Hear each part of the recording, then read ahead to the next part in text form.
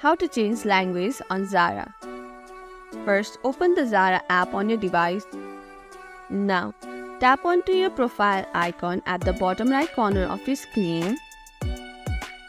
Here, you will be able to see location. Tap on it. There, you will see the current country and language setting like United States English. Tap or click the language.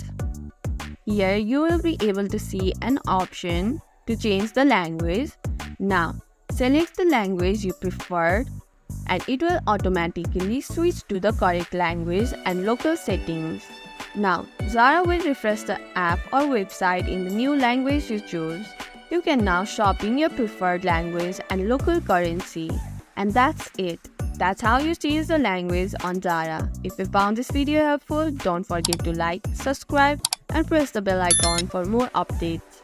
Thanks for watching and I will see you in the next video. Bye for now.